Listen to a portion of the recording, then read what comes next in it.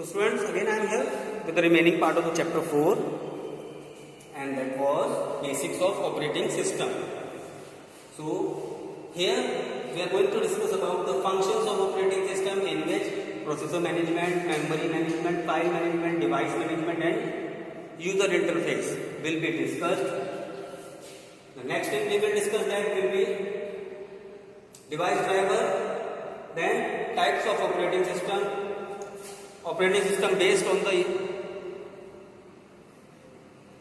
based on interface and commonly used operating systems. So first of all, we will start with functions of operating system. Listen carefully. Functions of operating system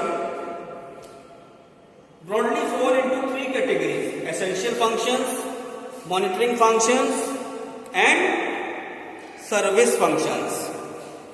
So service functions, essential functions ensure effective utilization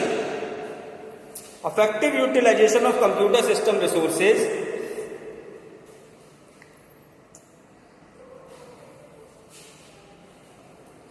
So some main functions or some major functions which a operating system performs or is responsible for those, and they are processor management, memory management, file management, device management and user management interface. So what is processor management? Processor management function of an OS allocates an important computer resource CPU to various running applications or applications. Means the request, the commands or the instructions which are being given to the computer, they are handled by shell, part of operating system. Then after it is transferred to the kernel, part of the operating system. Then it is sent for processing. So this processing takes place, or the unit or the device responsible for this, and that is processor. So what the processor does, it prepares itself for or to handle the processes, the instructions, the commands which are coming, the commands which are coming to it for further processing. That is handled by operating system, in which major to minor things, or we can say that major operations, major processing as well as minor processing, this all is done or controlled or handled by operating system. Second thing is memory management. In memory management, what happens at the time of processing? What happens? The system provides the adequate memory or the desired memory to complete that process. So it allocates the memory for a particular function, and also releases the memory from a particular process which has been carried out or which is finished. So memory management, to provide memory, either it is running memory or storage memory, basically running memory RAM. The required RAM is allocated to the process to complete it, whereas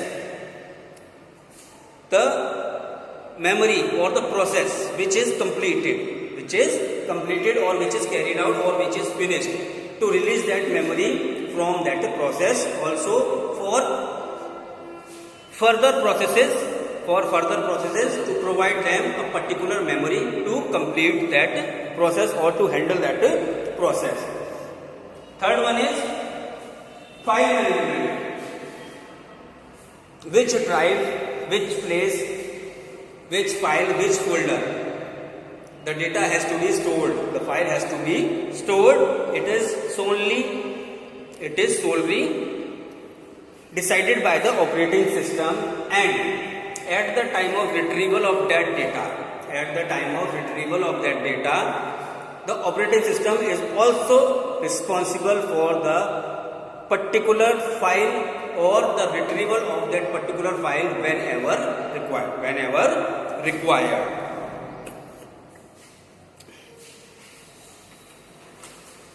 Device management means a computer system, it is having hardware devices and they are of different types.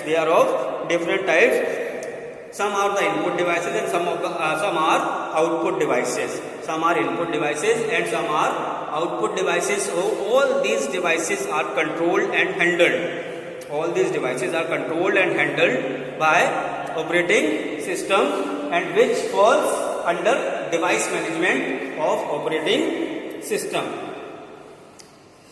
User interface to provide an environment in which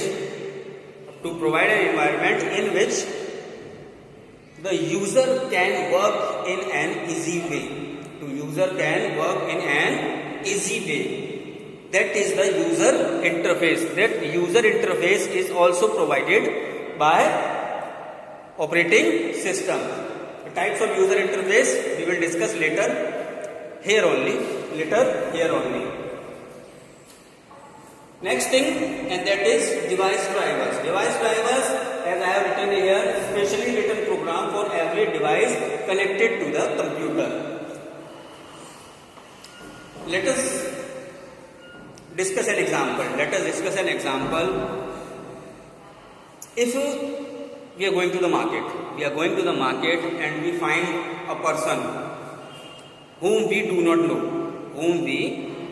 know, and he asks you for the money or he asks for the help. Will you or will anyone do the same?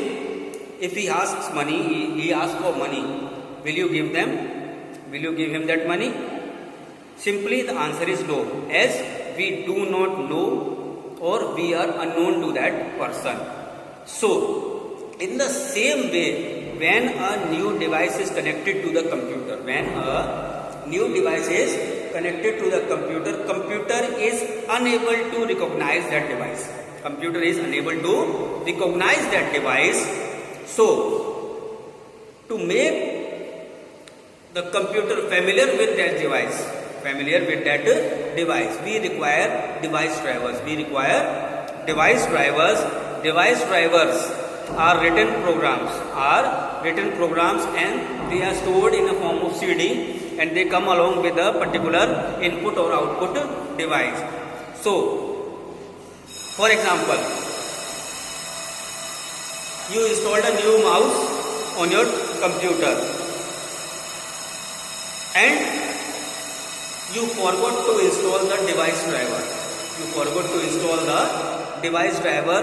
So that mouse, that input device, the mouse which was installed or which was connected to the computer, that will not work. It will not work because there is lack of the device driver. The device driver should be installed for a particular device to work on a computer. Either it is a printer, either it is a keyboard, or either it is any other thing. Either it is input or output device. These devices come with device drivers. They come with device drivers. They should be installed so the computer can recognize that which device is installed on the computer, and operating system will make that input or output device function in a proper way. Until and unless you are not installing a device driver, the operating system is not able to recognize that device, and operating system will not allow that device to work on the computer. So finally, device drivers, they are written programs which are coming along with the input or output devices which are newly connected or joined, to a computer system. Either it is input device or either it is an output device. Next thing, and that is types of operating system, in which single user operating system, multi-program operating system, time sharing operating system, real-time operating system, multi-processing and distributed OS. Single user, as the name is suggesting that single user, it allows a single user to work upon it in or at single time. Single user operating system, single user can use it. So only one user at a time is allowed to work on single user operating system, whereas in multi-program operating system, multi-program operating system, it is basically responsible for multi-programming. Multi-programming means it can do or it can handle more than one work at a time. It can handle more than one work at a time. And more than one user are also supported, whereas one program is loaded in the memory and one program is active at the same time. One program is being loaded in the memory, whereas one program is being activated, and one program is being loaded in the computer's memory to function. Some examples of multi-programming operating system, and they are the basic example: Linux and Unix. Linux and Unix are the simplest examples of multi-programming operating system. I didn't told you the examples of single user operating system, so I am telling you single user operating system Windows. Okay?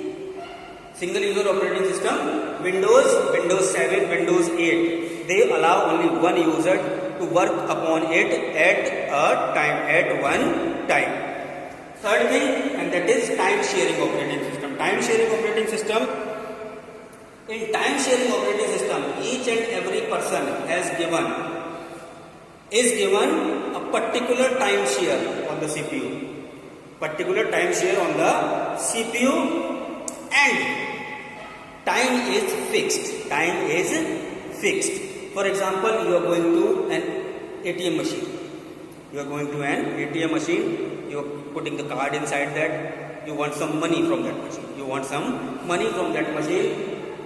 As you swipe the card, and at the same time your phone rings. You pick up the phone and you started talking with that person who is on the other side of the call. What will happen? The transaction on the ATM machine which you were doing, it will be suspended. Because a particular time is given for a particular work. You go to ATM, swipe the card, enter the money, enter the PIN code, take the money and come back. Your transaction is finished. Now no one can transact with your account because the time stipulated to your transaction has been finished. So this type of operating system, they are called time sharing operating system. Other thing, input is given, and it is being processed and it is taking longer time than stipulated time, then the system will not give you the output, it will suspend that process. It will suspend that process and give you a message that time out. Time out. The message of time out will be given to you. So basic thing to understand about time sharing operating system is that a particular time share is being given to a user to work upon. In that stipulated time, if a user is not able to complete that work, if an user is not able to complete that work in that particular time, the program or the request or the input, process and output cycle will be interrupted and the work will not be completed. That is time sharing operating system. Examples are Unix, BSD, Unix. ATM is the simplest example. ATM is the simplest example. ATMs basically they are using Linux and Unix as an operating system. They are not Windows based, they are using Linux and Unix operating systems. Real time operating system. Real time operating system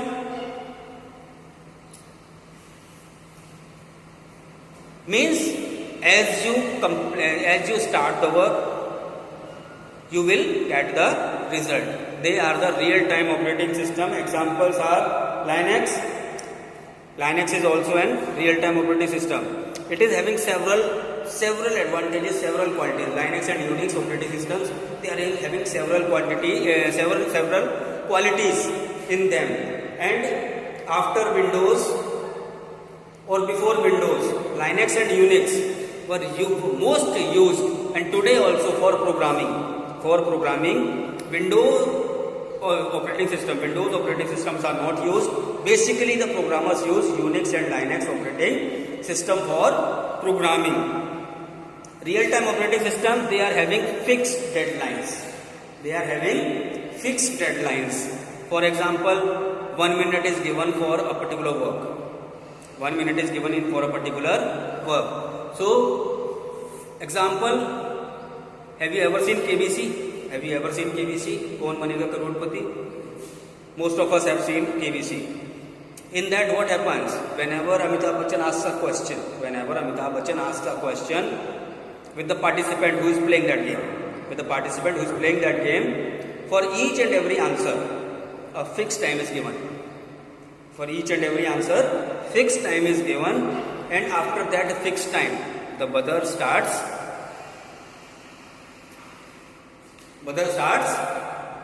and it makes sound that time is over. If the participant is not able to give the answer in the fixed time, then the buzzer will start making sound that the time is over. This type of operating system, it can be termed as real-time operating system. And that is the program which is working on an operating system, and that program is being made with the help of Linux or Unix operating system. Multiprocessing handle more than one processor at a time. Multiprocessing OS can handle more than one processor, as the jobs have to be executed on more than one processor. Means the systems which are having more than one processor, they are called multiprocessing operating system. The use or the need of multiprocessors, more than one processor, is load sharing. The use and the need of multiprocessing operating system is load sharing to share the workload. So where a large amount of data is being processed, they use multiprocessing operating system. When a large amount of data is being processed, they use multiprocessing operating system where several processes, or we can say that more than one process is being processed simultaneously. Is being processed simultaneously at the same time. The examples of multi-processing operating system: Unix, Linux, and Windows NT. NT, novel NetWare. Novel NetWare. Novel NetWare. Basically, Windows NT is used on the servers. On the servers, a single user operating system or a single user or person who is using a PC, he will not use Windows NT. Windows NT, it is basically used in a network where several computers are attached in a network. Where several computers are arranged in attached in a network. There, Windows NT, this operating system is used as a server computer. It is used as a server computer. Whereas Unix and Linux, they are also used as multi-processing operating system. Distributed OS. Load share. I just told you about load share. So this type of OS is designed to share its workload over multiple servers. Multiple servers. Distributed OS. Google is a distributed OS or distributed OS based application. Google is a distributed OS based application where several servers are